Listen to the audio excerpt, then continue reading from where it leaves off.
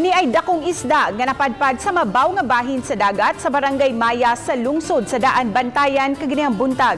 Bungi paunta kini nga nakitaan apan human sa usa ka oras namatay kini. Ang report ni Femery Dumabo. Sa post sa social media ni Janreco Estrera, makita ang pagkapakapa sa dakong isda sa mabang bahin sa dagat. Aduna say mga hulagway nga gihigtan kini o gitapukan sa mga tao lakip na mga bata. Aduna say video nga wala kini naglihok. Alas 8 nila nakitaan ganina, nagkapakapa sa layo. Yan ni Arik Kaplit. Katurang kuan mga nagtambay sa baybay kanina buntag.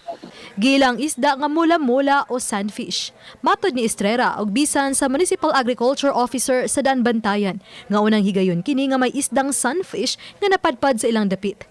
Gibanabana aduna kini gibugaton nga 70 kilos. Gilapdon og gitason nga 26 pulgada og 51 pulgada. Matod ni Shaira Conde, ang fishery technician, nga naluya dayon namatay ang isda tungod sa stress. Atong sunfish, higtan man mamotoy nakadagluyan niya. Pagpangutana na mo nga dito, kay ipangsakyan dahil mga bata. Yan sakyan niya.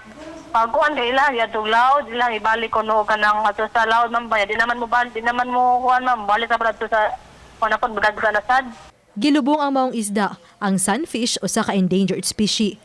Awhag nila sa publiko nga kun adunay makita nga susamang klase sa isda di kinihilabtan ug mas maayong motawag dayon sa ilang Municipal Agriculture Office. Advice unta sa BFAR kung okay pa siya, i-adto gyud siya, ibalik siya nga to sa lawod.